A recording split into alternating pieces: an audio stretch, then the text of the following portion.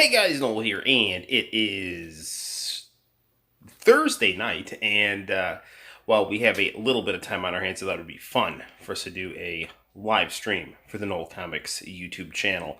We're streaming slightly later than I would have liked, but I think we'll have a little bit of fun. Hopefully, not go too late into the night, but go long enough to have a good time on the live stream. So, recently, I got something very cool, and that is a brand new backlit Game Boy. And this was from a place on Etsy called Game Changer Mods. Now, I do have a original Game Boy. However, the pixels on it are going, and the screen on it is very dim. Actually, I'm using the original Game Boy as a back stand for Alfie right here. But yeah, this is the original Game Boy I have, and I actually didn't grow up with a Game Boy. I didn't get this till I was in college, and I just really wanted a Game Boy. I was always a Sega person, so Game Gear was really what fascinated me the most. But Game Boy was definitely something that I always saw in school, at birthday parties, and as someone who came of age at this time but didn't get a console until the Sega Genesis in 1993, the NES slash Famicom and the Game Boy were always the things that I wanted, and then I ended up, getting to choose between Nintendo and Sega, and then chose Sega. So it took a few years for me to be able to hop into, getting some cool video games. So long story short, this was something that I acquired as a young adult, and really did like it, but it was not in the best shape when I got it. So I was very happy when I was able to find a place on Etsy, and you probably can't tell, but this is actually a very nice lavender color, and it is also backlit. So it's very, very cool stuff. Now, because of the nature of our live stream, Konnichiwa, Diego-san. So I'm happy you're here, not only because, you're always a fun person to have streaming, but I wanted to wait till people were here before I start asking, questions that I know I'm not going to get the answers to. Incidentally, we're going to focus on streaming some Game Boy games tonight. I got this cool lavender Game Boy, completely backlit, as a replacement for my original Game Boy, which has got some, dead pixels. The contrast on it is very low, so just was not in the greatest shape. I didn't get this Game Boy until I was in college, and actually, you can tell I colored on the bottom of it because when I got it on eBay, like some dude had wrote his name on the bottom of it. So I don't know. I mean, it definitely serves its purpose. I like it, but I'm definitely happy that I have the new backlit lavender Game Boy from Game Changer Mods on Etsy. Now, semi-unfortunately, I mean, I love how this looks, but I also just found a Vaporwave design Game Boy that, I mean, this has got like Vaporwave colors on it that you can't quite tell through the camera how vivid and nice this lavender is. But it actually matches very well with a Super Nintendo, but it's prettier. But they actually have Game Boy on the Game Changer Mods page on Etsy that's totally got all the Vaporwave designs that I like to do, like the kind of the 80s gesture squiggles and the lightning bolts and the shapes and all that kind of stuff. So anyway, I've been thinking a lot about Game Boy, and I remembered, thanks to Guy Jillionaire's channel, there's a Game Boy commercial. It's like the first Game Boy commercial, and it's a Japanese commercial, obviously, and it's got these American kids running around in the desert and camping and hitchhiking on trains, like it's out of like Stand By Me, and they're playing Game Boy, and yeah, Game Boy, absolutely, man. Well, you want to see something that's really going to make you tear up. So anyway, there's a really cool commercial of these American kids playing Game Boy, and it's actually a Japanese commercial, and they play a very cool song in the background, and I can't figure out the name of this song. Like, it's driving me insane. And I think it's a song that was just made for the commercial, but I actually messaged Guy Gillionaire, who's a knowledgeable guy. He does all kinds of videos about obscure Japanese media. And he's like, I think it's a Randy Newman song. And I looked through a bunch of Randy Newman songs, and like I couldn't find anything. And then someone's like, I think it's Michael Bolton. And I looked and I couldn't find anything for Michael Bolton and Game Boy. So I'm going to play this commercial here.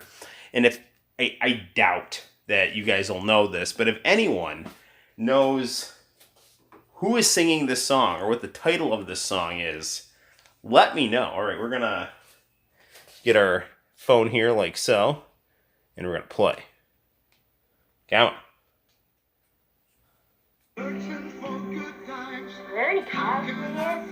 Gameboy 専用ソフトスーパーマリオランド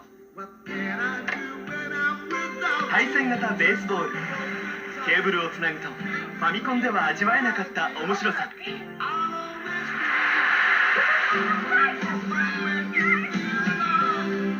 ゲームボーイ専用ソフトとことん付き合える仲間がいる Any idea? Anyone? No? Well, here, watch this next one here. 初めて一緒に街を出た新開発モノトーン液晶画面カートリッジ交換でいろんなゲームが楽しめるそしてステレオ効果サウンド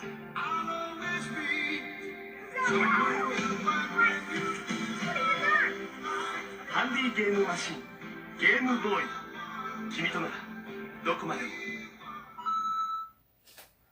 So that's my project, is to find out what the hell that song is, because it's very good. And you know what I like to do is I like to try to find obscure songs from Japan or like media that I like, and then do fan art to it and then upload it onto my YouTube channel. So, you know, if any of you guys have any leads on what that song is, I would be super appreciative.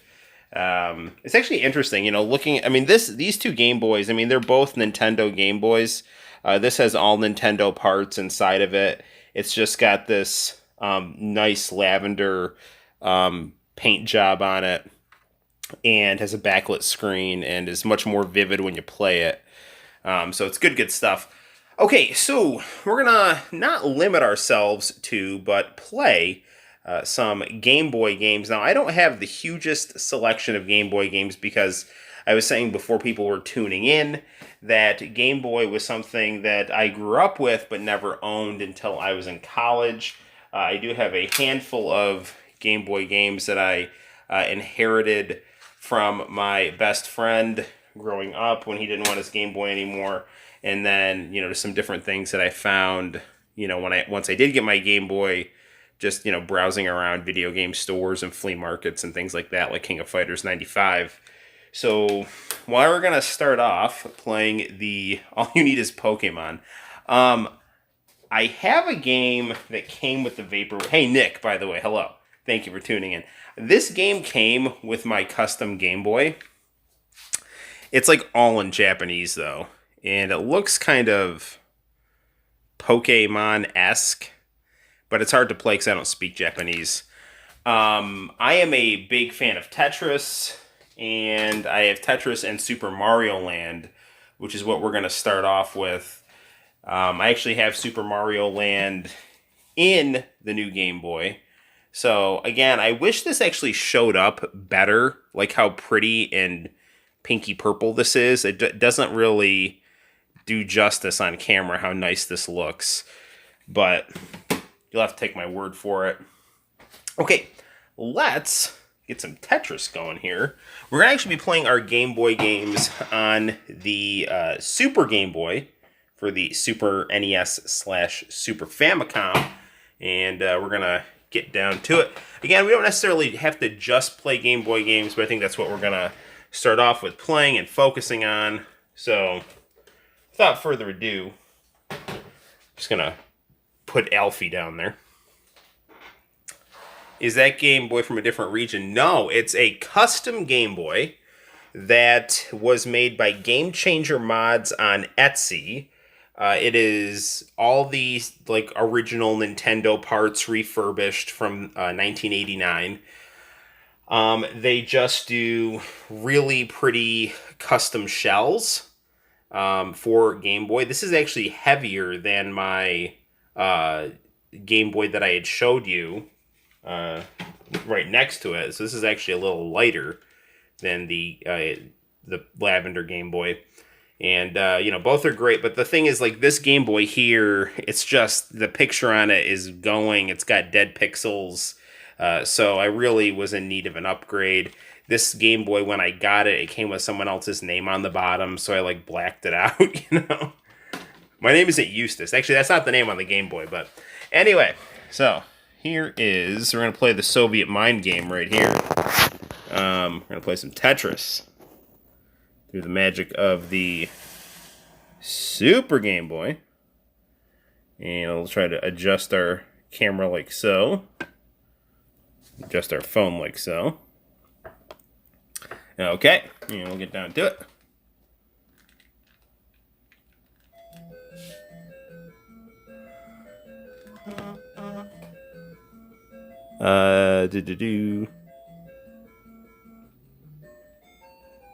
My wife just texted me something, and I can't even tell what it is. I think it said, like, I texted you Trump plans. And I was like, what? Is the president coming to visit? And if so, do not throw toilet paper at my house. We're still in quarantine here. That's still a delicacy. So yeah, Tetris. Tetris has actually got a really cool story behind it. It is the first video game to come out of the Soviet Union, and Soviet Union didn't really make video games, but the one that they did make is maybe the best one. So, interesting stuff. It's interesting that the guy who made Tetris, Arrow, how you doing, man? I'm gonna pause to see what Arrow's saying here. Good to see you live tonight. Finally have power back on here. Nice, good. Glad you got the power back on, man. We were playing some Game Boy games because I actually just got a new Game Boy backlit and with a pretty lavender shell. So I have a really nice Game Boy. I was playing for Diego the first Game Boy commercial from Japan. And there's a very nice song that sounds like either a really good Michael Bolton or Randy Newman song. And I don't think it's either one of those guys, but it's kind of in that, 80s power ballad, adult contemporary style. And the commercial has got these kids running around on, hitchhiking on trains and campfires, like trying to play Game Boy. Now, the thing is, I'm making a manga right now. And in that manga, I do, like, funny commercials, like fake commercials. So what I want to do is, I want to get that, I want to, like, do a comic book version of that, but have the kids complaining that they can't see anything because the screen is not backlit. It's too dark to play in a campfire. Of course, that's not the case in the commercial. And then, like, one kid's going to say, like, oh, this is useless, I can't do anything with it. And then, like, a bear attacks, and then they throw the Game Boy at the bear, and the bear goes away, and they start celebrating, and then batteries fall into their campfire, and then there's, like, a mushroom cloud. So I really want to make that comic book there. So yeah, good stuff. Hang on, I'm going to pause this here. Pause. Okay. All right, it sounds like Michael Bolton's song, but I'm still looking. Thanks, Diego. I'm glad that you're checking it out. Any chances for a digital release of your manga? Yes, I will upload it. It's for the Shonen Jump Tetsuka contest. I have no pretensions about winning, but they seem to say, I believe they say on the instructions that you can have it uploaded onto the internet. It just can't be published through any other. It can't be like officially published. And if it does win, then it's theirs to do with what they like. So I will definitely. I can show you guys some of the manga if you're interested. I'm probably on about page 26 or 27 out of 55, and the deadline for it is September 1st. So it's definitely got to get done before then. But I'm having a lot of fun making it. And the premise is there is a angel and an undercover detective on a college campus who are after a fallen angel crime boss. And that fallen angel crime boss is holding a fighting tournament on the college campus to try to find people strong enough to be made into his servants, because everyone on the college campus is too weak to undergo his testing. So he's like this demon with superpowers that just, takes people as he pleases, and he basically rules the college campus. The college campus still functions, but it's essentially it's just a place that the demon crime boss rules with an iron fist. Because autocracy and college campuses go hand in hand. And basically it's like an action comedy. And, artistically, I'd say I'm most inspired by Akira Toriyama, Hirohiko Araki, Roy Lichtenstein, Jim Lee, and Archie Comics. And just generally 1980s anime. So, the story is... That's the premise of it, and I know how it's gonna play out. There's other characters involved, and hopefully it'll be enjoyable. Oh, hopefully the premise doesn't sound too stupid. It's kind of supposed to be stupid. It's like funny. Like I make comic books that I would like. I have really eccentric tastes, so the stuff that I make is stuff that I would like to see on TV.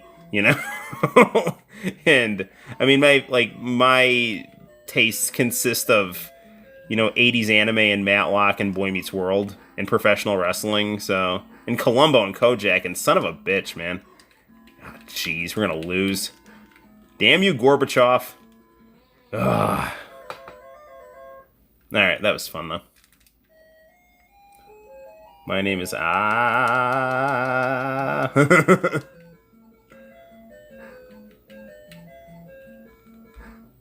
I have a colleague. Actually, it's funny. Like, she was my math tutor, and now she's a colleague that I teach with. And I remember when I was the student that she was tutoring, she told me this funny story that she was going into labor and her dad wouldn't drive her to the hospital until he beat the level on Tetris he was on. She's like, I'm in labor. Be quiet. I'm almost done with this. Yes, that just goes to show you how enjoyable and addicting this game is. Now, Tetris, actually, it's really interesting because, nobody thinks... People, I think, underestimate the Soviet Union's contributions to pop culture. Now, certainly, as a Leninist government, consumer culture was viewed with suspicion and not prioritized, but at the same time, it was something that was indicative of a prosperous modern society, and as a Marxist government, they wanted to show that they were dialectical and that they could do what capitalism did in a more just way, I guess, which is, it's something that needs to be qualified with a one-party dictatorial state with democratic ideals, but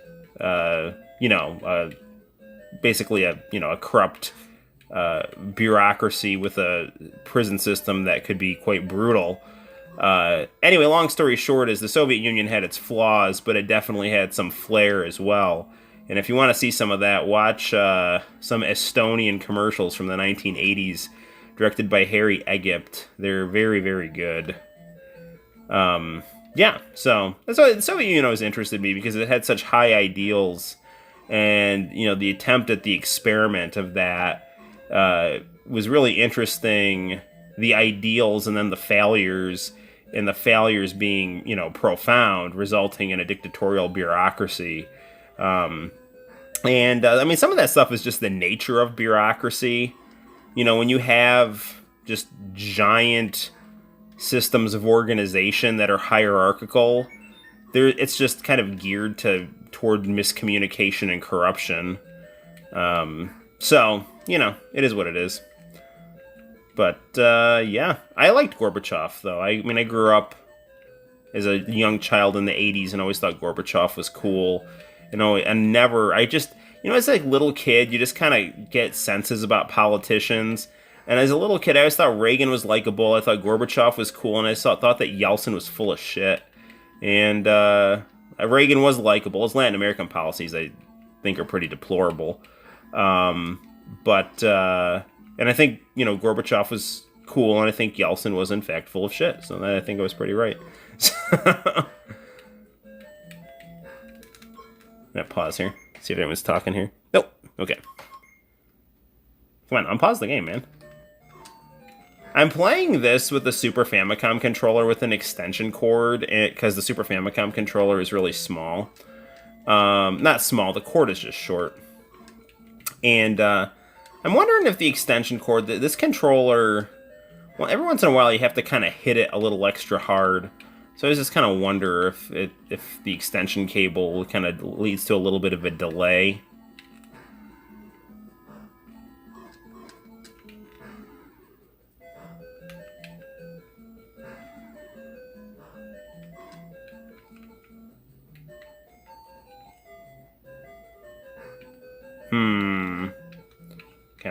Come on.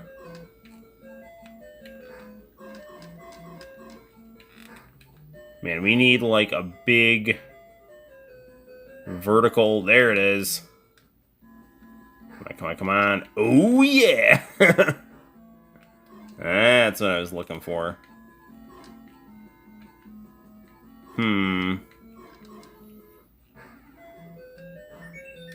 Yeah, level 2. We're moving on up.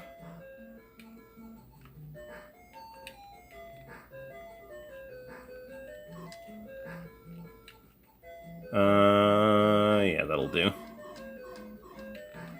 Tetris is a game that I also find extremely relaxing. My wife likes Candy Crush Saga. I mean, I could never get into that. I don't know, for some reason, like, girls that aren't serious about video games seem to like Candy Crush Saga. And, I mean, more power to them. I'm not going to hate on it, but nothing beats some Tetris. I'm not very good at Puyo Puyo. I like it. I love the Mean Bean Machine. And I like the Super Gem Fighters Mini Mix and Sailor Moon style games like that. Shoot. But nothing beats Tetris. Tetris is the best. Ah, crap. Bad move, Ah, no! Alright, we'll do one more. And again, my name is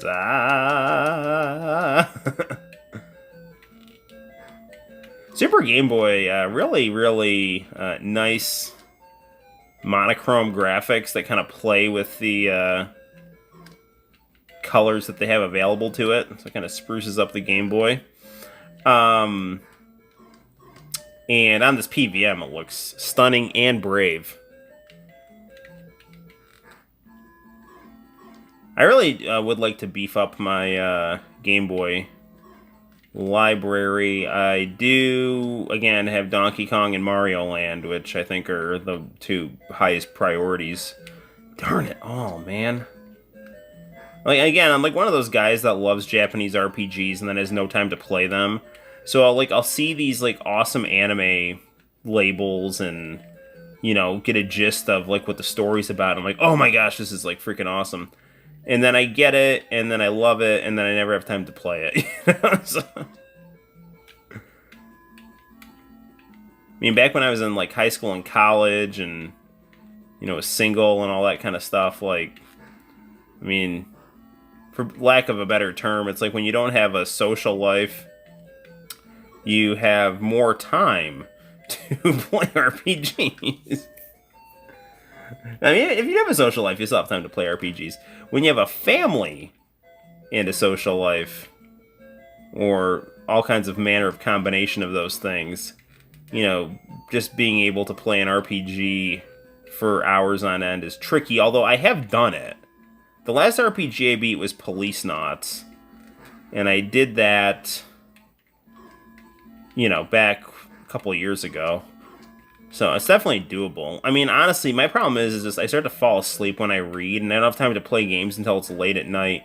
And right now it's summer, but I'm doing that manga competition, which, I mean, like, Toriyama is a judge, so that's the priority.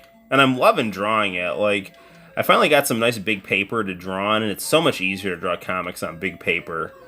Before, I was drawing comics on like little paper and stuff like that, and you don't have time to add. When you add the detail, it's more difficult. So, it's just really nice having some nice big paper to cut loose on.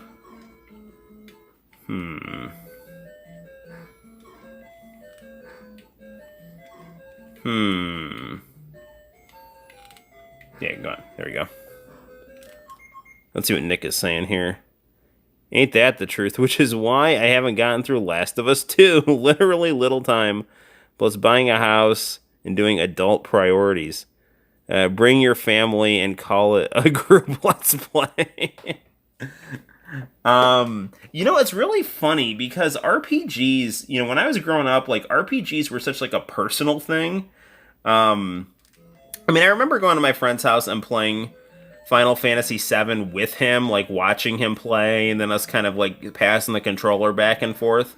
But in general, my experiences with RPGs are very like personal. It's like you sit down and you kind of bond with the game. It's like reading a book, like you sit and you experience the world and the stories, and you kind of get sucked into it. And I mean, it's not that it can't be a group thing. In fact, my wife watched me play a lot of, speaking of Last of Us 2, my wife watched me play a lot of Uncharted 4, and she just thought it was cool to watch, because that is a really cool game. I really like that game quite a bit, which is kind of disappointing, because Last of Us 2 seems kind of like a bit of a dumpster fire, but, crap, I messed that up. Yeah, so I don't know. Whoa.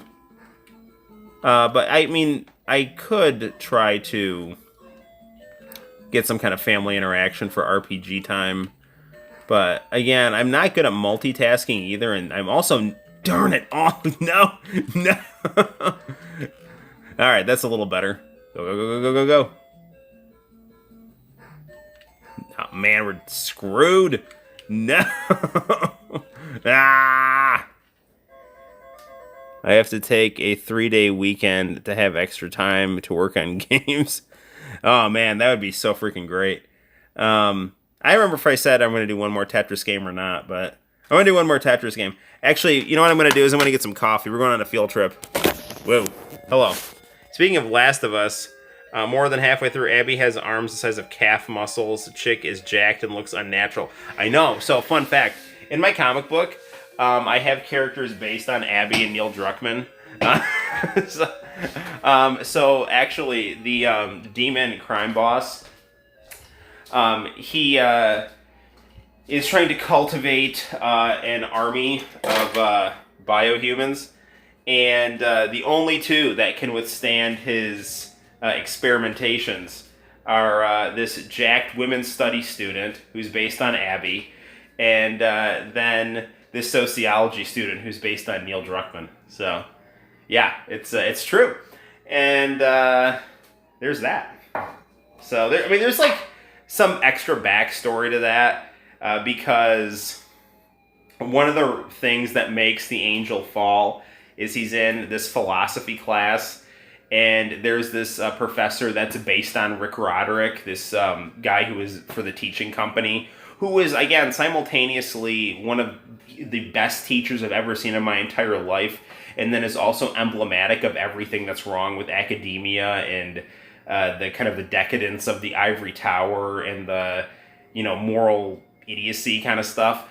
So So anyway, he's like going on about various Nietzschean principles that causes this angel to fall, and then he turns, into this. He hears a lot about Baudrillard, which talks about hyper reality and technology taking over. So he decides to kind of build this robot army and take over the world himself, then root it all around his will.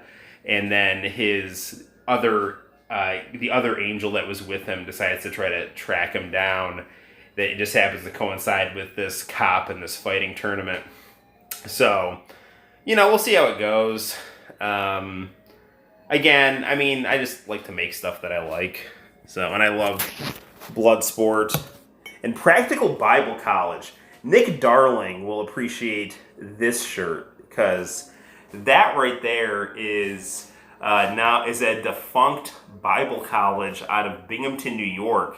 That when I went to Cortland Christian Academy, they used to have their language arts festivals at, and I would dominate those language arts festivals with my fantastic renditions of Casey at the Bat and King John's Christmas. And there's one more I did. I can't remember what it is, but good old Practical Bible College. All right, we're going to get some coffee here.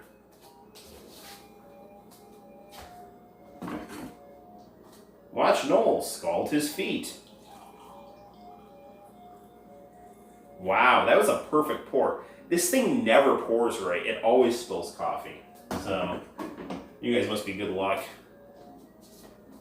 All right. Which became Davis College, which is now defunct. Yes, Pastor Miller was actually talking to me about all that. And thank goodness Pastor Miller is coming back for his live streams tomorrow.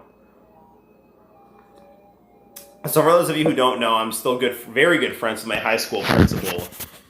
My high school principal is legitimately like Mr. Feeney and Vader combined into one person. And BBC is now Summit University. Yes, right? Summit University. Oh, okay. You're a BBC alum. Gotcha. Cool. Yeah, so is Pastor Miller. Anyway, like, Pastor Miller is like my Mr. Feeney. Like, this really funny joke on Boy Meets World when Eric is in college, and he's talking about Mr. Feeney, and then there's Rachel, the girl roommate, and Mr. Feeney's going to be a professor at the college, and she's like, Mr. Feeney, hey, isn't that the guy whose picture you have next to your bed? It's kind of like me and Pastor Miller, So yeah, Pastor Miller is awesome. I tune into him. He does these like morning announcements. Ever since quarantine hit, he does these like morning announcements, live streams, and a lot of CCA alum, along with current CCA people, show up to him. And I'm the most loyal viewer. So Pastor Miller was on vacation for a couple weeks, and his live stream AMs with PM, which is a fantastic title, got turned into a weekly live stream over the summer because it was so popular. And he went on vacation for a couple weeks, so it was on hiatus. But now it's back. And if he's not wearing a Hawaiian shirt and holding a coconut tomorrow, I'm going to give him all kinds of crap. So anyway, let's play some more Tetris. All right.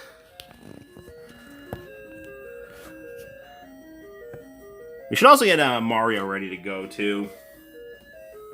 And we've got King of Fighters on Game Boy. King of Fighters 95 on Game Boy is not bad. And we have Hokuto no Ken, too. You was shock.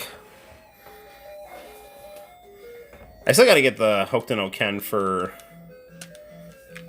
PS2.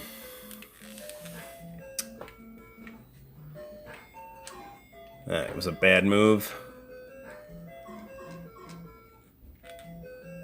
There's a thing on Super Game Boy where you can, like, draw the background, but I think in order to make that really good, you need a mouse.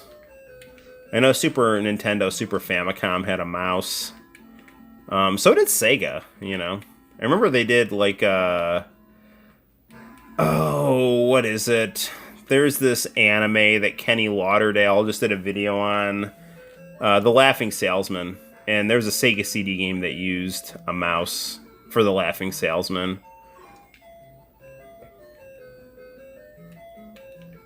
Hold on. Nick is saying... Nick, what are you saying, Nick? Okay. That's right. They went to Ohio. I was trying to figure out where they were. Probably to see Larissa.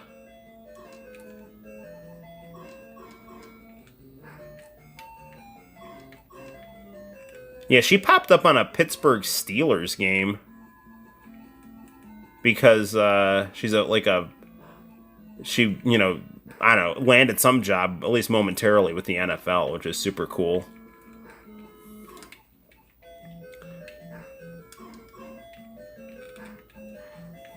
Yeah, I was lucky, man. Like, high school for me was a really it was not bad at all. I mean, obviously, like, you're a kid, if you have the option to stay at home, you want to stay at home and watch The Price is Right and Boy Meets World and play video games, but it was never like I was never in a situation at school where like I felt unhappy. And that's because like the people at CCA, they treated each other well. And a large part of that was because it was a religious school, but also just because even if you're not religious, they were able to apply the, good Christian principles to human interaction. And it made high school a lot of fun.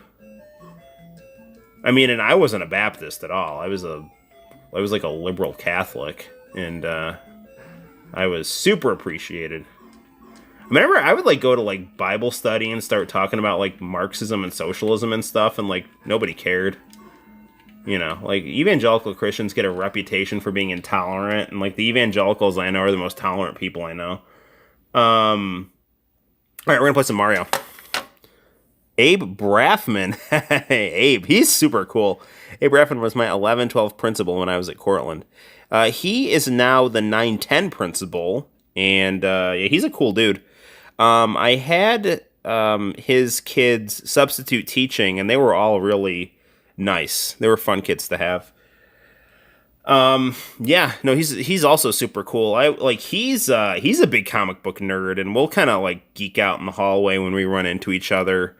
And he actually pitched me some really interesting comic book ideas and wanted to know if I could draw them. But like I was on lunch duty, and it was kind of like, and then my other more direct principal boss was kind of like, "Noel, I need you to do this," and so it's like, I mean, I'm being pulled in so many directions. We're gonna play some Mario Land, and yeah, we'll get down to it. I'll tell you one thing. Being a principal, actually, you know what's super cool? I got a new label for Mario Land today, which we can't see because it's in front of the TV. Right here. So, again, my friend actually drew on the back of the cart. So, originally, like, my friend who I inherited a lot of his Game Boy games from, the cartridges are fine, but for Lord knows whatever reason, he, like, took the stickers off of them. And so when I inherited them, there was just this, like, goopy glue nothing. And then at the place of the label, he crudely wrote in pencil the name of the game. And so I was like, okay, I mean, I'll gladly take these games. But anyway, once I got the new Game Boy, I ordered a new label for Super Mario Land that looks great. And again, I really love Etsy because you can just get all kinds of cool stuff for your video game collection. Yeah. So anyway, I'm gonna get one for Tetris too. A lot of my other games just have the actual labels on them. So we're gonna pop Tetris out. See, this is this is the Tetris that I got from him. See, it's just like his crude 5th grade handwriting in Tetris. Like, what did you do to the label? Who takes labels off of their video games? I don't know. Pat Toomey. That's who does. Anyway. Alright. Here comes Mario. Okay. Nope. You gotta blow on it. Alright.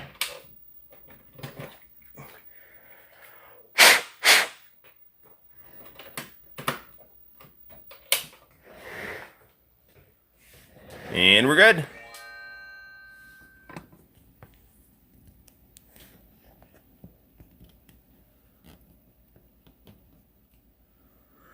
Incidentally, Guy Gillionaire, whose channel I always play up, because it's awesome. He has a good video on the Super Mario Land manga, which he's always got good videos on video game manga. He was gonna do a Sonic the Hedgehog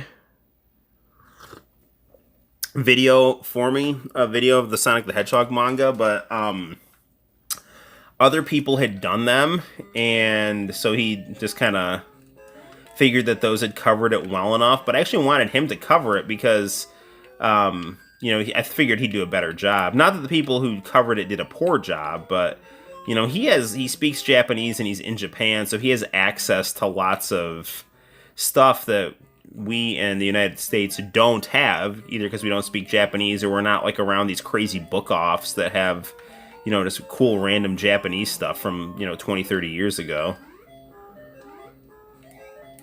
Like, he's got a great video on the Yume Kojo festival that gave us the game that turned into Super Mario USA.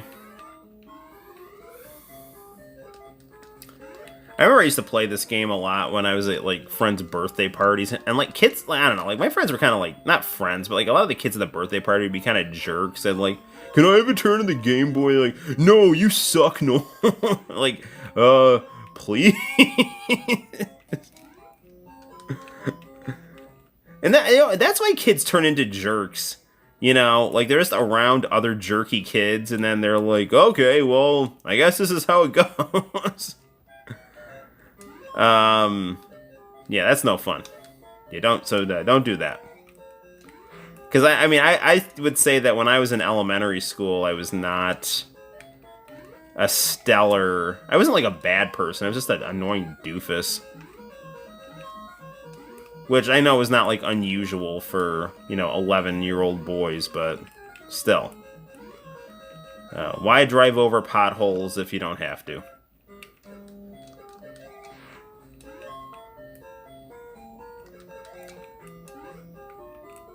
Whee!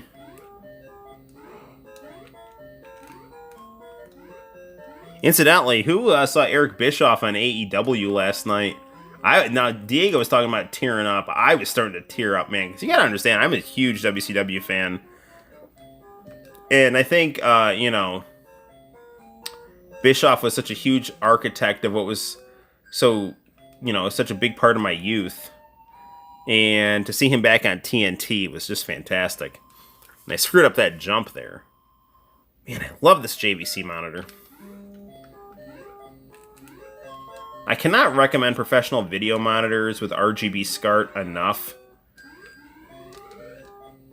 It's the technology that we all could have had we had connections to video stations and doctors' offices. And, lots of money to burn on electronics catalogs. That's funny, like one of the fireballs glitched. It made it so I couldn't actually use the other fireball.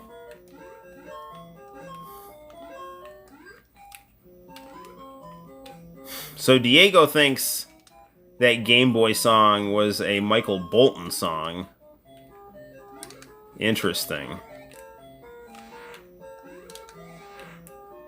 I really like... I found the... a few streams ago, we watched a cool eyeliner Japanese commercial. I actually found the song to that. I found the song to the Gene Hackman Kirin Dry Beer infomercial, commercial. And I actually made a fan art and a video for that on the channel, so check that out. Dry.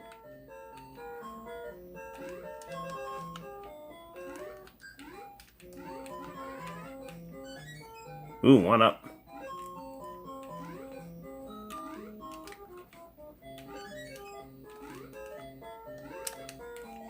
Come on.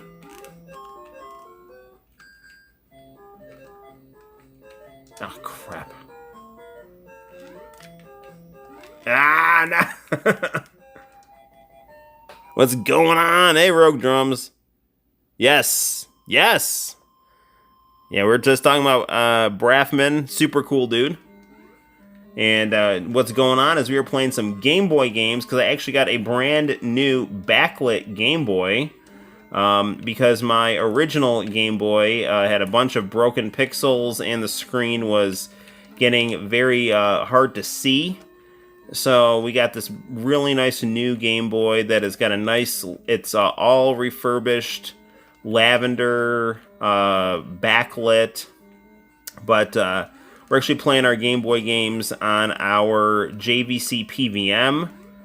And they look stunning and brave. And we're playing Mario Land. And we're just talking about various things. We took one trip to the kitchen and got a cup of coffee.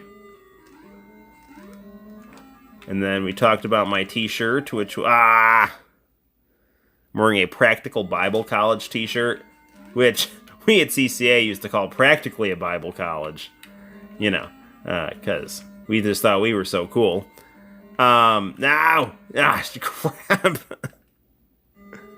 All right, yeah, good stuff. You want? Well, then, the Game Boy, yeah, sure. I'll show you as soon as I just get a second here.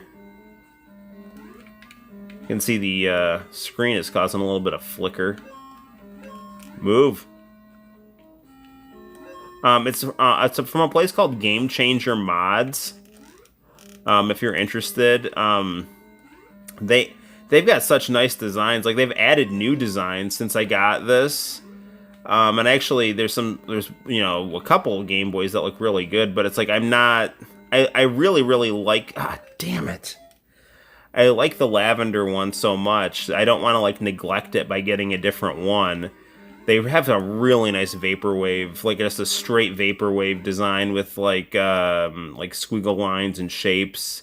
It's a lot of the design type stuff that I like to use in my art. But the lavender one is... what the fuck? I'm sorry, I didn't mean to swear. Darn it, you can't even touch those? Ugh. Alright. Well, guess what, Rogue Drums? My loss is your gain, because you get to see the Game Boy. Now, it looks really, really pretty. And the lavender is not showing up as well as I would like it to on camera, because this is looking drabber than it is in person. But it's very, very pretty, and it's backlit. I'll actually grab a cartridge. So here is... yeah, I know no one cares, but, like, you know, I'm a pillar of this community, okay? I don't want people saying, you know, oh yeah, that Noel, he's got the mouth of a drunken sailor, you know, because I don't. I respect our men and women serving on our naval services, but I don't talk like them. Did you ever fix the issue you had with the component to HDMI? No. I did not. I have my PSP now in the living room, which I don't really like because I don't play it that much in there. The problem is that I don't have a component with a progressive scan in the game room. So I got a 4K TV that's only got HDMI and composite. And then I have a Trinitron TV that has 480i component, which is interlaced component, not progressive component. And so what I did was I bought a component upscaler. Like I got like a component to HDMI cord for the PSP that worked well for about 2 weeks and then stopped working. And it stopped working pretty much on the live stream that we were doing. And I just can't get it to work anymore. So I'm either going to have to get another monitor in here that's got progressive component, which I do have one actually. I just have to try to figure out where to put it. It would be a little monitor, like a 15-inch, 17-inch, 20-inch kind of thing. Only asking because I had to rely on my PSP to get through a few days without power. No, I love PSP. Let me show you guys. So this is the Game Boy. Really nice backlit screen. I don't know if you can see it that well, but you can totally play this in the dark. And do I got to blow on this game here? Yes, I do. All right, hang on. This is Fist of the North Star. I believe I got this at the flea market that I used to go to every Saturday. Sadly, they moved. But I did get a lot of nice games there. I got like Rocket Knight Adventure, and if only such a thing had existed in 1989. Yeah, seriously. Well, what's funny, man, is like if you watch the commercials from 1989, the Game Boy is backlit on the commercials. and then, you know, so this, like again, I did this before. This is my original Game Boy, and this is actually heavier. The new one is heavier. This is all Nintendo parts. It's refurbished with this cool lavender case. And this is the original with like the dead pixels on the screen and whatnot. I'm curious to know what kinds of mods people actually did in the 80s with their Game Boys. Because I know that was kind of a scene in Japan, is like screwing with their consoles. And I know they had the floppy disk, piracy and stuff like that. I don't like the term piracy because it tries to make video game sharing sound like a negative thing. Of course, I don't know. People like pirates. Pirates of the Caribbean is all the rage. Anyway, or at least it was. I don't know. So, powered on, nice and bright, and this now works. Yeah, and there's Fist of the North Star. Yeah, cool stuff. We're really fortunate with the devices we have now, with its HD compatible with HD display and brightness. Yeah, no, it's true. Yeah, this is a pretty game. We'll pop this in. We can actually pop this into the player. For those of you, I can see like some extra people are like coming on the live stream, and welcome. But we're actually playing our Game Boy stuff on a Super Game Boy on a professional video monitor. The stream is not just me, holding a LCD screen right up to the phone. Although, if you want to see an interesting LCD game, let me show you something right here. Couldn't imagine being able to sit through nighttime in a car. Yeah, so dude, here's the deal, because I grew up in a time where I didn't have a backlit portable until the DS. My Neo Geo Mini just fell. That's gonna be a real pain in the ass to get. Anyway, this right here, this is something. This is my first handheld, and I actually really like this. This is actually really fun. Actually, I have a review of this on the channel, so go check out the Noel ComiX YouTube channel and check out the Sonic the Hedgehog Tiger video game. These Tiger games get crapped on a lot, but some of them are actually pretty. Some of them are fun. I mean, this obviously is not as good as the Sega Genesis Mega Drive game, but nevertheless, this is fun for what it is, which is a cute little LCD game. And this definitely isn't backlit. Honestly, what I would do is I would just play my handhelds under a desk lamp. So if I had like Game Boy, or actually my first handheld was the Game Boy Color, and that wasn't backlit. And I remember I beat Super Mario Brothers on that, and I basically sat on a couch next to a bay window and just made sure that I was looking in the bay window. I just kind of tilted it toward the sunlight. So the weird thing is now the backlit stuff, when you play it outside, it's hard to see. And now, unless it's on a phone, then it's usually fine. But I remember trying to play my DS outside, and I couldn't do it. But then my Game Boy Advance, I could play easily outside. I remember I was playing Tales of Fantasia on my Game Boy Advance after substitute teaching one day on a field trip, because we had to go on a field trip to some youth center or something, and it was outside. So I brought my Game Boy Advance, and then I played Tales of Fantasia while I don't know, I was waiting for other people just to finish up doing whatever they were doing before I could go home. Okay. Why don't we play a little more Mario, and then we'll play some I don't know, Fist of the North Star or King of Fighters '95. And we are gonna get another sip of delicious, delicious coffee. Mm-mm.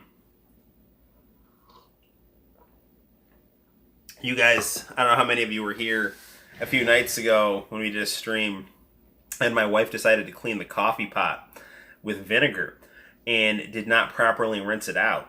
And so then I made coffee for the stream. And I'm like, oh, wow, this is a little stronger than usual. And this is really awkward tasting.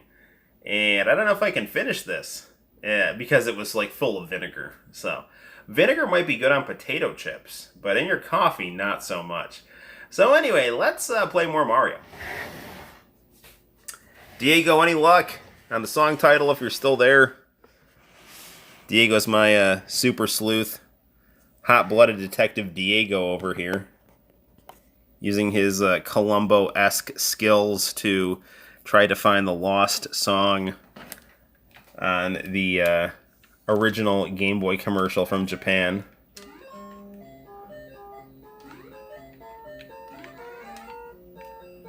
It's funny, we were playing All Night Nippon Super Mario a couple streams ago, and the dark screen on that doesn't get along well at all with the phone. No luck, but still looking. Yeah, don't. Thank you, man. Thanks for looking. Don't sweat it, man. The stream, Noel. Watch this stream. Be Noel drinking coffee.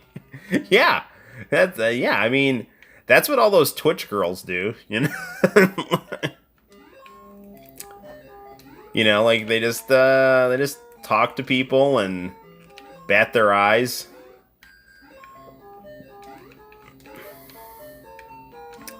I need to get like a pair of, you know, bunny ears and cosplay.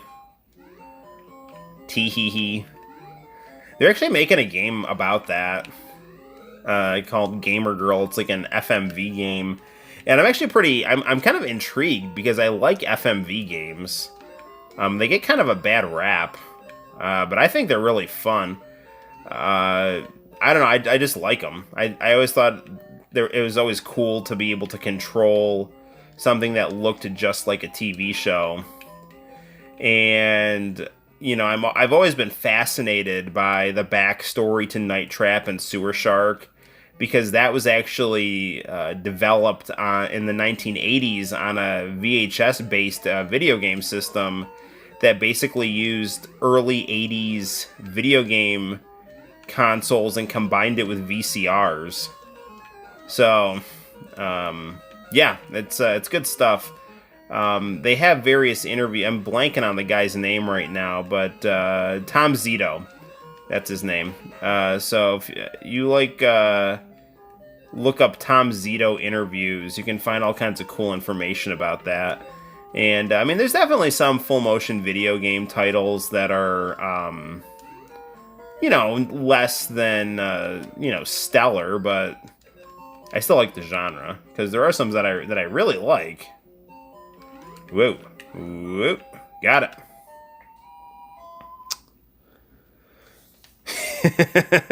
Noel the cosplayer. That was mostly a joke, but it might be interesting. I have never cosplayed.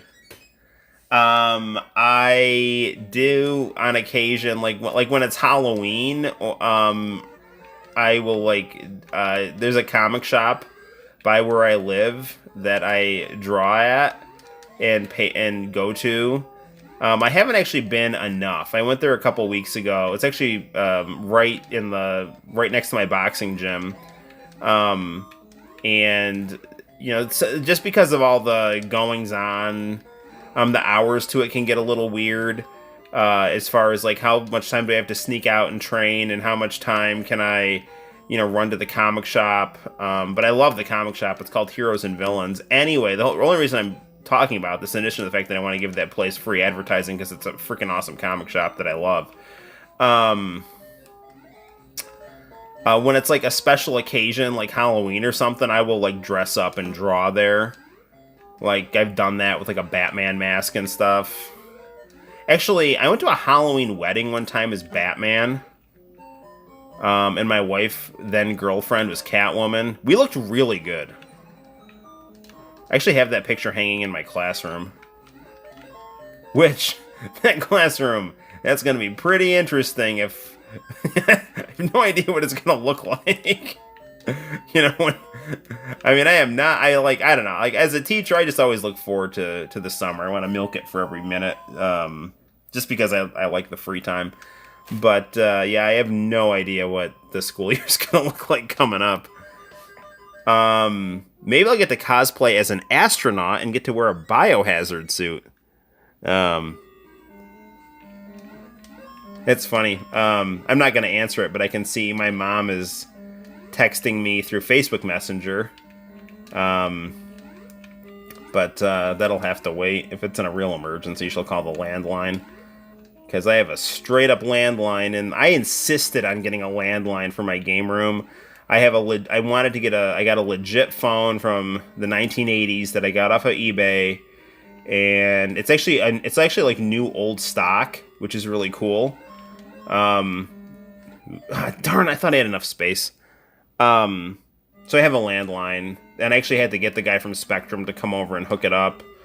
Because, like, the house that I live in was literally, like, the base of it is from the 19th century, but it was, like, built from the ground up in, like, 2005, I want to say. Because it was just legit trashed, and then somebody bought it and flipped it. And they did such a nice job. But anyway, so like, they flipped it at a time when, you know, cable connections and landlines were still very much a thing, which I like. Yes. But, you know, now it's like that's not so much of a thing. And I literally... shoot! It was like the King Koopa scenario there. But anyway, long story short is I called the guy from Spectrum, and he hooked up a landline in my game room. And it actually matches my Famicom. Haha!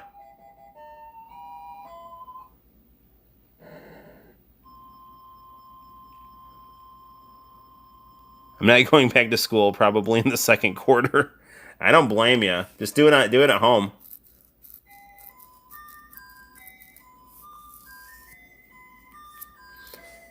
Thank you, Mario. Oh, Daisy.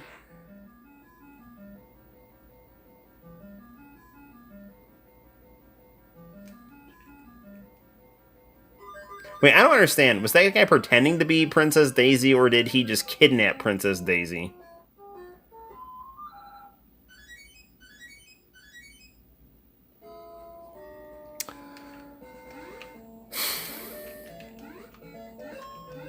Yeah, I mean, honestly, I really like doing distance learning.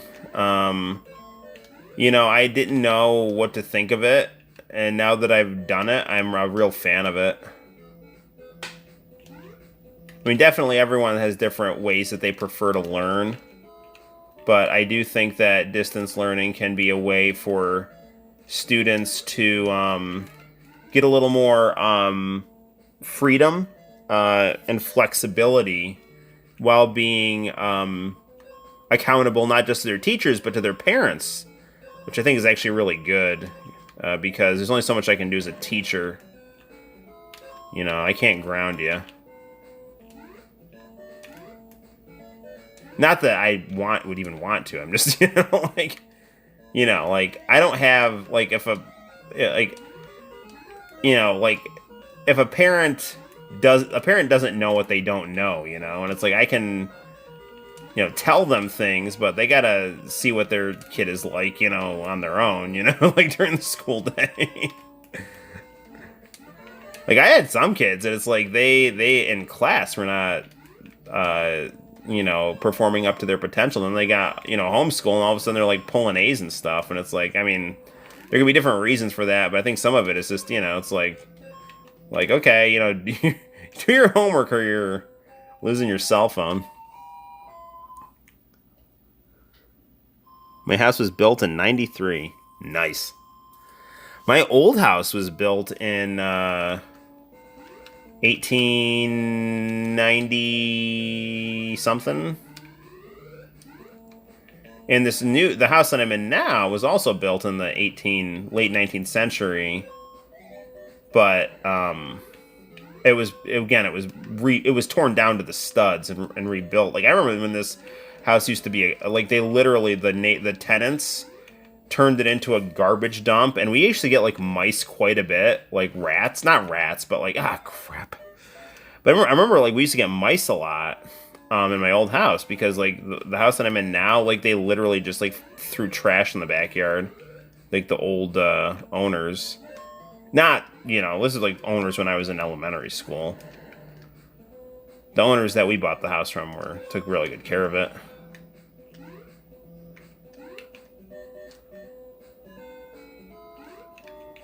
Oh, man. The reason I'm not going back is because of the girlfriend. We both have family that have weak immunes. Yeah, dude, be careful. That I have asthma, so I mean, I'm a little concerned myself. I mean, I should be okay, but, no, yeah, I hear you, man. Like, I mean, my mom is very, very youthful, but she's in her 70s, like, I mean, 70's the new 50, but still, you never know. And I have asthma. Now, my asthma, if I'm careful, like if I'm, if I'm careful of what I'm around, it's usually, fine. I mean, and I take some really good supplements and some, good asthma medicine too. But, I don't know. It's it can be scary, like, I mean, I've, thoroughly enjoyed quarantine, but obviously it's not anything to joke about because if you get sick, I mean, thankfully the survival rate on things is good, but you just don't know, man, because if you get dealt a rough hand, you could be in mortal danger, and if stuff really starts getting out of hand, then it's like the hospitals get overwhelmed, and then you're really screwed. So I mean, it's a situation where it's like it's definitely not as bad as it could be, but it's at the same time, worth taking very seriously.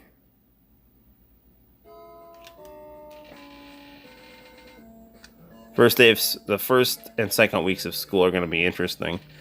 I don't even want to think about it. Let's not talk about school. I mean, I'll think about it when I need to start thinking about it.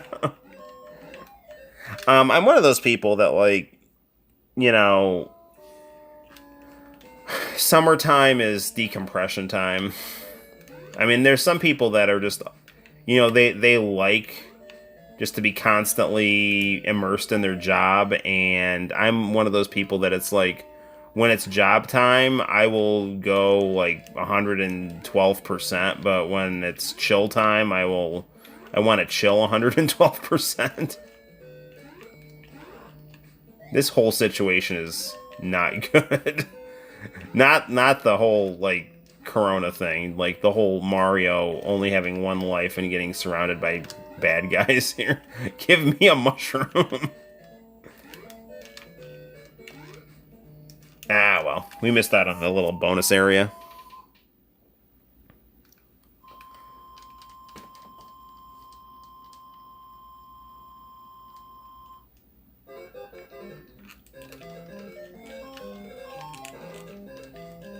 Alright, we're in a little, like a missile submarine here.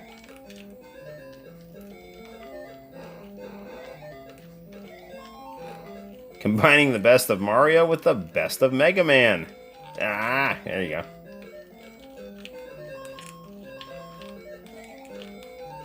I really do need to get Zelda for this.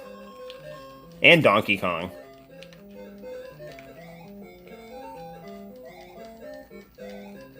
They did a really good Donkey Kong manga. Again, that guy Jillionaire just covered. For when Donkey Kong got re-released on the Game Boy. Ah, shoot!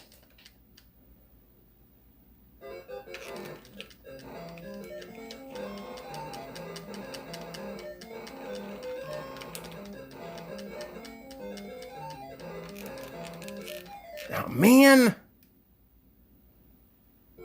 Ah! Yeah, it's game over. Alright. Well, Super Mario Land is a lot of fun. We may very well revisit this in this pod. That's what I call my live streams podcasts. But I think what we're going to do is we'll probably play some Fist of the North Star. Now, if you don't know, Fist of the North Star is one of the most iconic mangas ever. It served as inspiration for one of my favorite mangas, JoJo's Bizarre Adventure. And also, Fist of the North Star is just legitimately one of my favorite mangas. It's post-apocalyptic. It combines Bruce Lee and Mel Gibson's Mad Max, and it's just phenomenal. It really exemplifies the trope of the manly anime, and it's good stuff. Now, this game is, obviously not going to be like the most graphically impressive thing, but it'll be relatively enjoyable. So, all right, Mario. I'm thinking I might try to outline, the vestiges of where I drew on this with a little bit of fine black Sharpie and just kind of frame this new nice Mario sticker. But I don't want to get any black Sharpie on it.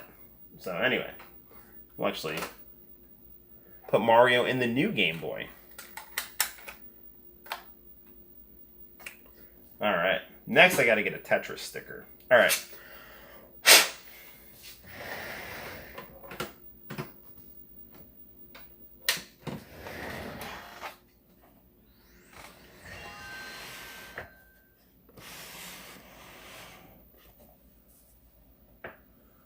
Buronson. Named after Charles Bronson. Fist of the North Star. It's 10 big brawls for the king of the universe. Good stuff. I take a sip of coffee here.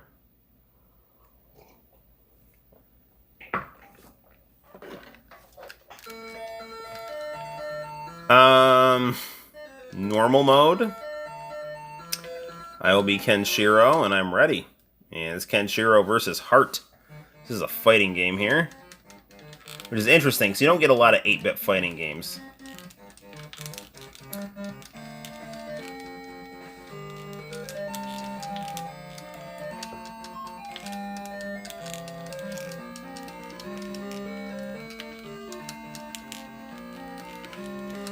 Trying to kind of get my bearings on this here. I mean, we got a 2-button scheme here. Up is up. Up is jump. And then we have our punch and kick buttons here.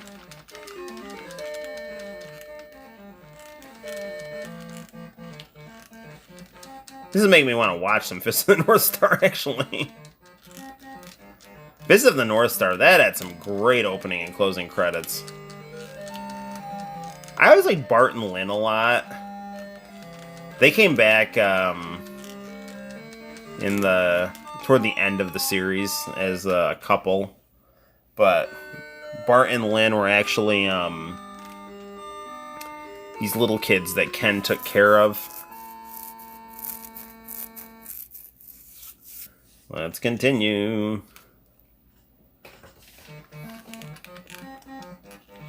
Now, the King of Fighters 95 game that I have for Game Boy is quite good. So these new Game Boys, they go for about $139. But they're backlit, they're completely refurbished. Screens are very nice. So if you want to have the most out of your original Game Boy hardware and have it still be a Game Boy, I highly recommend getting a nice backlit Game Boy off of Etsy from Game Changer Mods. I don't recommend that, though. Getting, beaten by a fat man in the apocalypse and crumpling into the fetal position. I don't remember how to play this that well. There's not that much to do. I mean, it's basic. It seems like basically this is just like a button masher. You're just trying to like move around relatively quickly.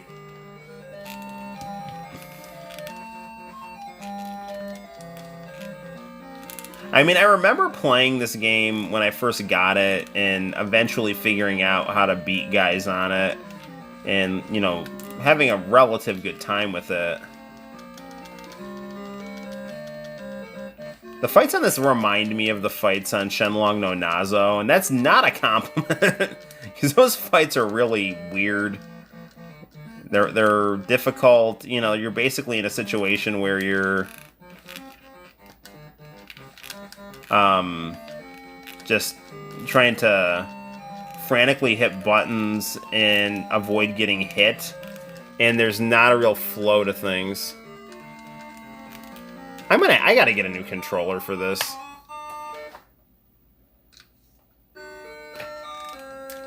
Alright, this has been fun, but we're kind of done with this right now.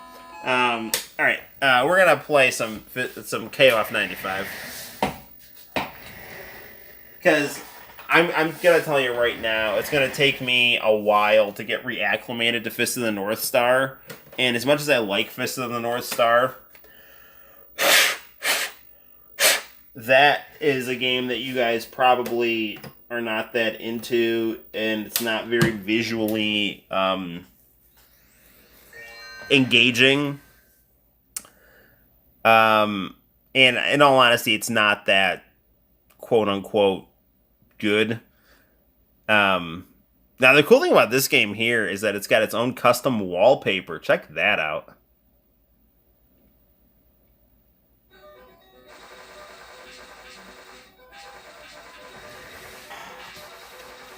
Announcing the 1995 KOF tournament, we welcome both new and old teams.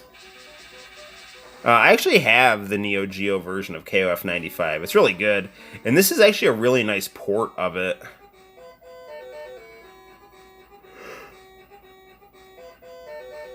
So if you ever wondered what King of Fighters 95 would be like on the Famicom, here you go.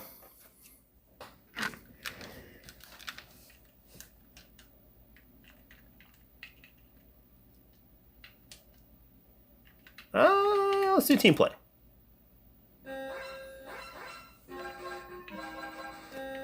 Let's be Terry and Rio and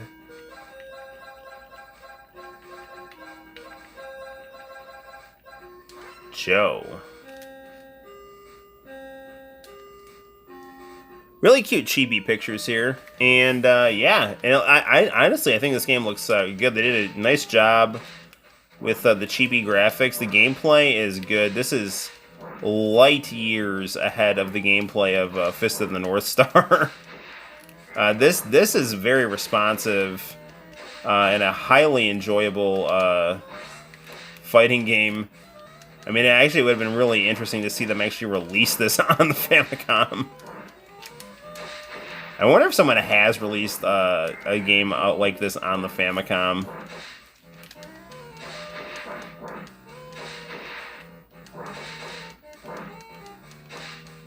Did I get her? Yeah, that does it. Okay. It would be interesting to see a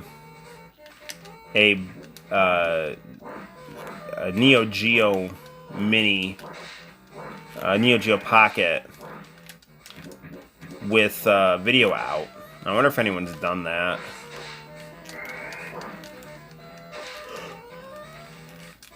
Neo Geo Pocket. There's another good console that's not backlit. Play it in a well-lit room.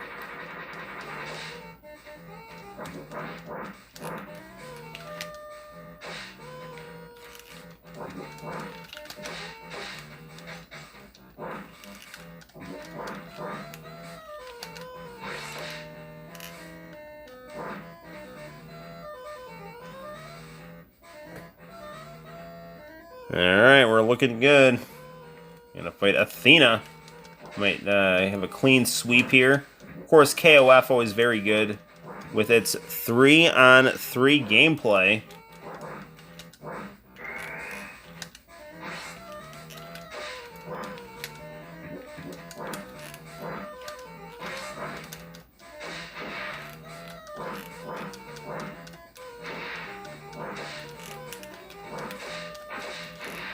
Yeah, I really think it's cool how this game has its own wallpaper in the background. Really good stuff. And I know if you hit, I think if you hit X, you can kind of change the color scheme on it too. Like of your monochrome colors. Terry finally got taken out though. That was a good run though.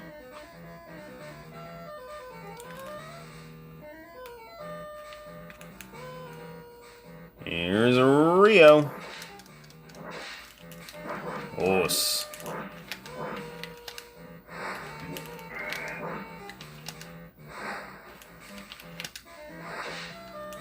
Rio is probably my favorite SNK guy.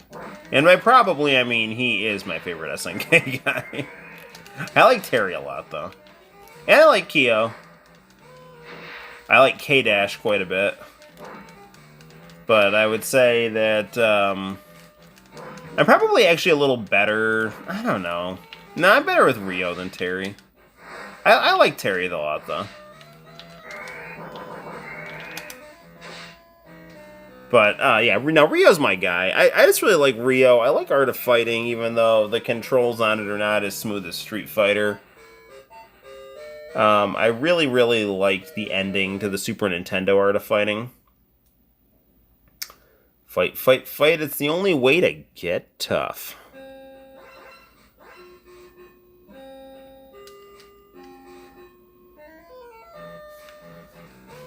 So... this game definitely has its share of different levels. Music I don't think really changes much, but whatever they sacrificed, they were able to come up with some charming 8-bit graphics, and at the same time the gameplay is real. The gameplay is good on this. This is a smooth playing game. The moves are easy to do. And that's not something you normally get with an 8-bit game. I hear people say that 8-bit games can't handle fighting. I'm sorry, 8-bit consoles can't handle fighting games, and this really proves them wrong. I think really highly of this game. So if you do have a Game Boy out there, highly recommended KOF 95. Pick it up.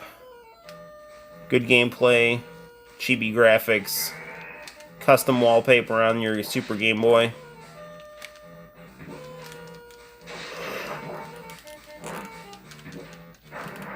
Power Gazer.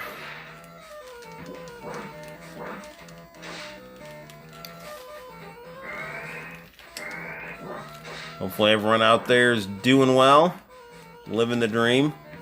You probably won't, this live stream isn't gonna be too long. I don't foresee this going to like 2.5, 3 hours. I mean, in all honesty, if we probably wrapped it up, sooner than later, not that I'm in any way, shape, or form not enjoying doing this. I am. I can just feel myself starting to get a little tired, and I don't have the hugest selection of Game Boy games. So, I mean, I honestly think that KOF 95 is probably the cream of the crop as far as what I own for OG Game Boy games.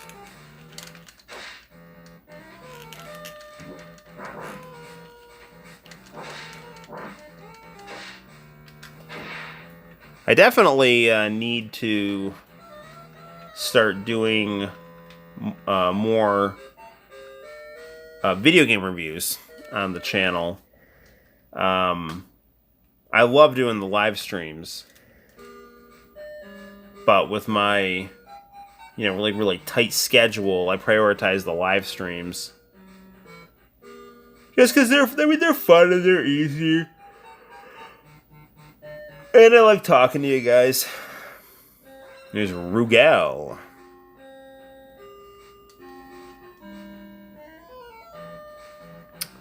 Hydern here. They wrote Jydern.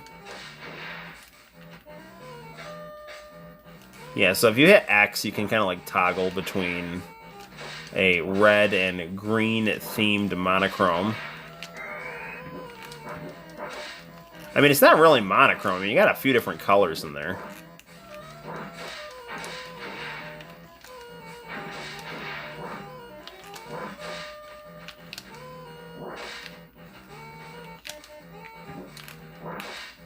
Come on, come on, come on.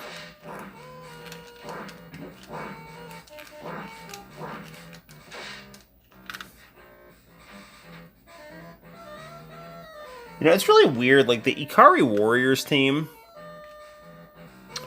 on King of Fighters looks nothing like the 1980s Ikari Warriors video game. They're like the same characters. I mean, look, would it be good for the Ikari Warriors team to look like, you know, Burt Reynolds? Like, only, like, with no shirt on and wearing army pants? I mean, I don't know. It's up to you. But I think it's... I mean, I don't know. King of Fighters is supposed to be the dream match of various SNK franchises, so... It'd be weird if, I don't know, Terry showed up with a completely new design. But a lot of time had passed, so it would make sense that those guys would probably change with the times.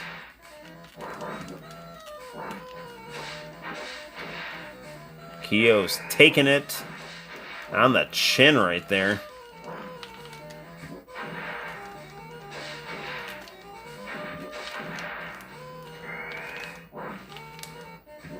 The thing about Terry is that I'm never as good with his super moves as I should be, because his normal super move is not as easy as either Rio's or his later super moves like Buster Wolf and Garo.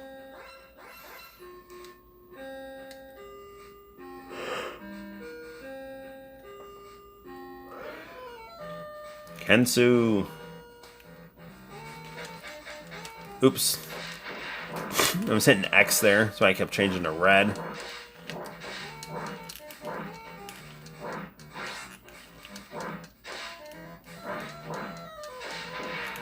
I've got in-laws coming in a couple days, so I'm going to have the fun of tidying up the house.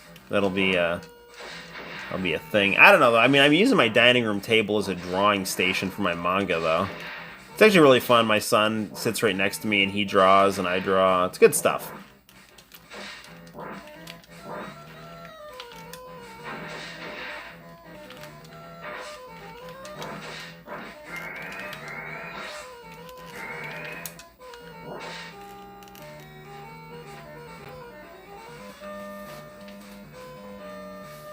So, is the chat working okay? I mean, I'm fine if, you guys are quiet. I just wanted to make sure that chat's working all right. Because, just... There are times when it doesn't.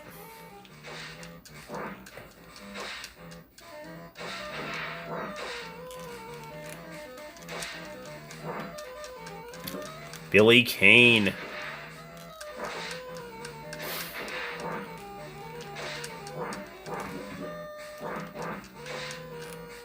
Honestly, if they were like made a Fatal Fury live action movie, yeah, probably I would say Billy Zane for Billy Kane. It's working. That's good. Good to know. Yeah, as you know, the track record of this program that I used to stream with is sometimes a little iffy. I don't know if it's the program or if it's the phone, you know. But we all know that there have been times when the stream will stop working. I mean, some of that I think is probably related to battery life and memory. You know, I bet when the memory starts getting low on the phone or something along those lines, certain features will stop working with the program.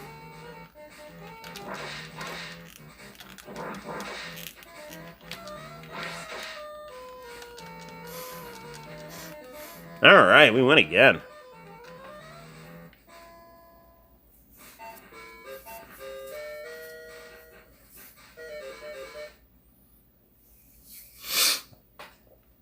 Really nice character designs.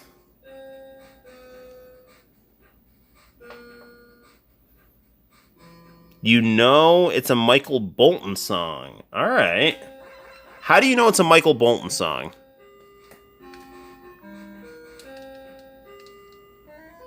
I really appreciate you looking, man. Like, is it his voice? Do you know that you've heard it on other Michael Bolton stuff? Because I've heard, I saw some people on the comment section of that video saying it's a Michael Bolton song. But then someone will, like, ask for more detail and nobody knows.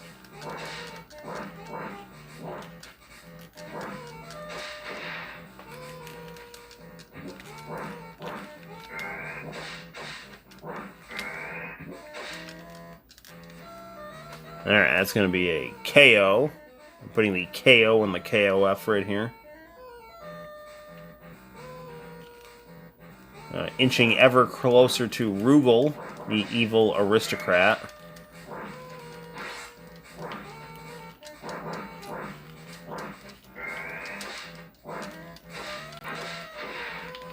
There's some really nice KOF lore videos you can watch on YouTube as well. King of Fighters is a game that does have a good deal of story, but sometimes that story is not all easily accessible. Sometimes the video games can be pretty sparse on story. So it's always worth trying to go beyond the game or what the game alludes to.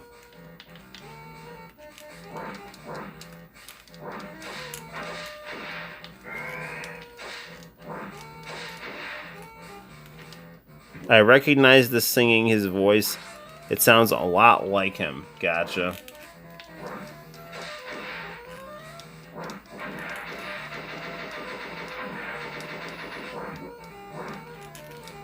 I mean, I typed in Michael Bolton Gameboy commercial and I didn't get anything.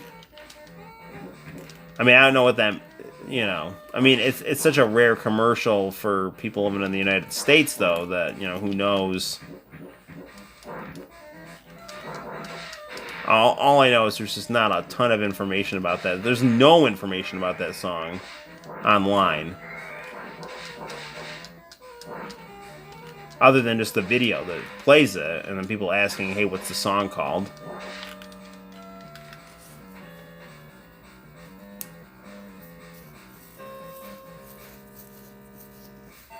Well, we win again.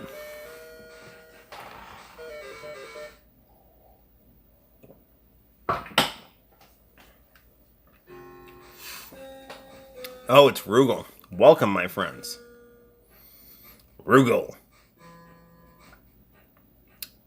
Now it's time for you to join me. What? I'm going to make you into cyborg warriors. Then I'll show you what I mean. Oh yeah, this is like kind of similar to my manga. I'll know. I'll let you know whatever I find. I love it also. Yeah, right on, man. It's such a pretty song. Yes, he's Kyo's father. I gave life to him. Surrender or die. Just like Mr. Sparkle. Join me or die. You can do no less. Oh, we gotta fight Sayasu. Here's some cool new music.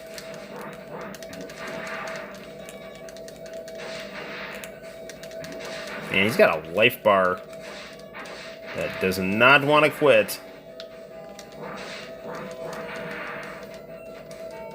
Oh man, come on, Terry. Freaking cornered here. Wasn't much I could do.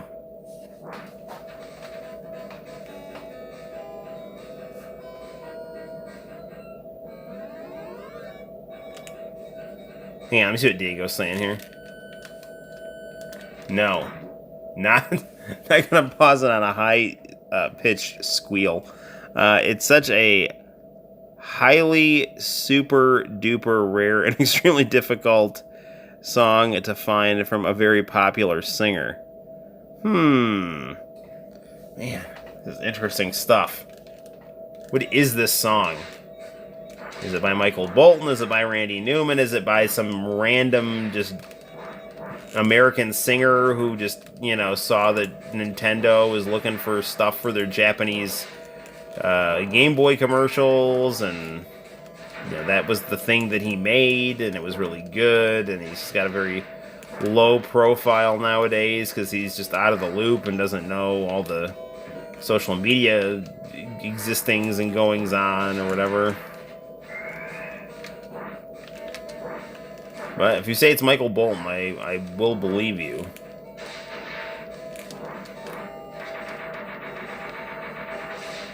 Did they get him? Yes!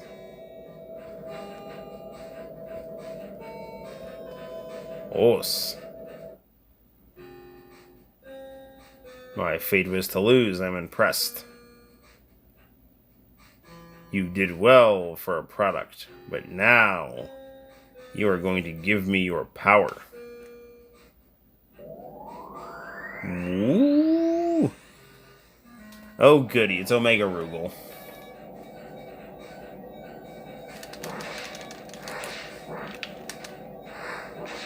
The thing I really like about Rio is the Haosho Koken.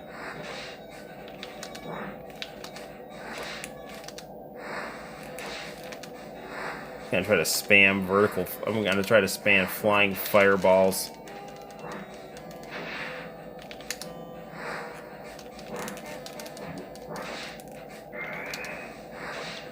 Come on, go down, go down.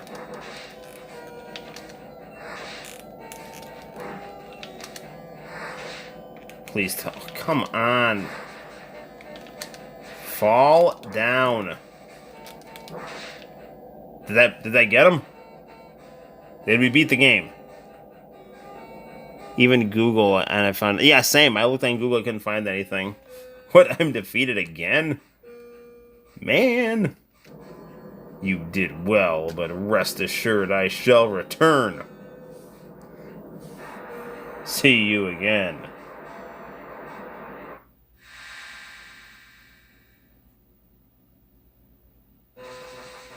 Finally, you beat Rugal and won the King of Fighters 95. And now, get ready for the next fight.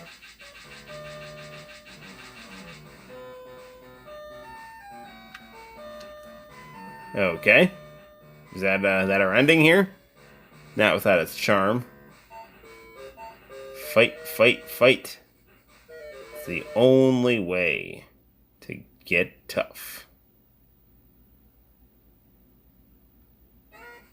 Ooh, credits. Cool. I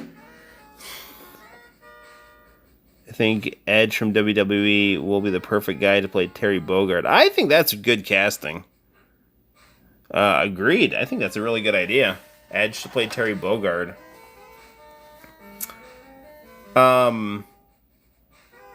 I think Terry Bogard was based on a kind of a combination of Hulk Hogan and just various 80s cool guys. I mean, that's why, like, I think he has the name Terry. I bet he's named after Hulk Hogan.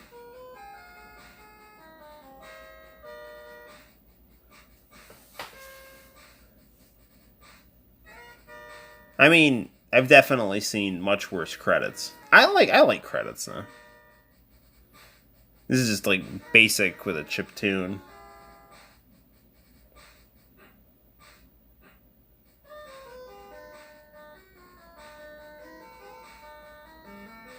Ooh, the special marketer. I mean, as nice as these credits are here, like, well, I don't think we can skip them. We'll just have to. I mean, I'm fine with sitting through them. I just don't know how fine you guys are.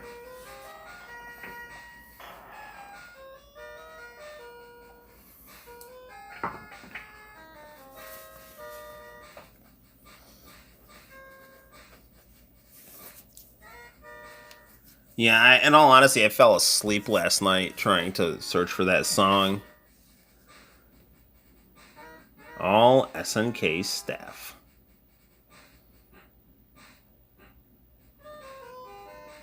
Presented by Takahara, who pretty much presented all the SNK stuff when it came to the more, commercial mainstream consoles. Obviously SNK had the Neo Geo, but that was way out of reach for the average Joe who didn't have a bank account with thousands of dollars of disposable income. Okay, gang. So it's getting a bit late, and I can feel myself getting a bit groggy. So it right now is 11:30. We have been streaming for an hour and 41 minutes. So I'm thinking it'll probably be a good time to wrap things up. We'll stream again around the next couple days. And Hot Beauty Maggie Q should play My Shinra Nui. Maggie Q, I know that name, and I can't think of who that is. Yeah, it's 11:30, right? Let me check my no, it is 11:54. That's I'm looking at my kitchen clock from the game room, and I was like, oh, it's 11:30. And I was like, yeah, I'm a little more tired than normal for 11:30, and then I looked in the kitchen, and it's almost midnight. So, yeah, but no, I mean, I am always super appreciative for you guys stopping by, and I mean that pretty much is it for my Game Boy games on my original Game Boy. I do have a game that's like completely text heavy in Japanese that just randomly came with the Game Boy, and then I have a basketball game that I'm not that huge of a fan of. So yeah, those are my Game Boy games, and I thought it would be fun since I'm obsessing about the song in that Game Boy commercial. And just the other day, I got that super pretty lavender Game Boy. So yes, good night. I'll probably stream. I don't know if I'll stream tomorrow. It's a good. I'll probably stream on Saturday. Just good night, Noel. I'll let you know about the Michael Bolton song. Rest well. Thank you, man. Thank you, friends. So fun as always. And I'll see you guys in a couple days for more streaming fun. I will probably grab either another beverage or a reasonable snack. Maybe work on a panel of my comic. Oh, I'll show you, before I go, I'll show you the most recent page of my comic here. Because I did say I was going to show you guys some of it. So, I don't know. But, this is what we got, so far. So we have one of the characters powered up in his transformed state, talking to another character about strategy for how to beat the bad guy. And yeah, so this is our most recent completed page. I definitely like to do a lot of poses and some background design. Now, some of the pages will have just actual, background. It just kind of depends on, what the scene is and what I'm in the mood for doing. Like this is one with kind of like a big splash page on it here. So, yeah, here's the manga thus far. Hopefully, I don't know. I mean, I don't really, I don't know. I have no expectations, but I'm giving it my all and having fun doing it. And, manga and comics is my dream, is my dream job. So not that I don't love teaching, but I love drawing too. So, and just to get, if there's any chance to get published in Shonen Jump, that would be, I mean, that's really like a huge goal of mine. When you're like a little kid, it's like, I want to play baseball. It's like, I want to get published in Shonen Jump. That's like right up there with me headlining WrestleMania with Hulk Hogan to beat The Undertaker and Steve Austin is part of an NWO WCW invasion storyline. So, yeah, there's that. Okay, I'm going to let you all get to bed. And I will, just go about my business. Here's cute Mega Man right here, or Rock Man, as he's known in the land of the rising sun. I will see you all in a couple of days. Keep an eye on the YouTube channel. Tomorrow I might just do just a regular video, like the 10 to 15, 20 minute variety. I want to definitely keep up with those. I think the most recent video we've got is the review of the Zoltan PlayStation, which, again, I can't say enough good things about. Maybe I'll do like a little review on the Gold Famicom now that it's got English games on it. Not English games, like English language translations of the Japanese games and added games like Dragon Quest and all that good stuff. So cool. All right. Well, good night all. Take care. Like and subscribe. Thanks for your friendship. Thanks for your views. And thanks for your comments. And I will see you in the very near future. Bye-bye.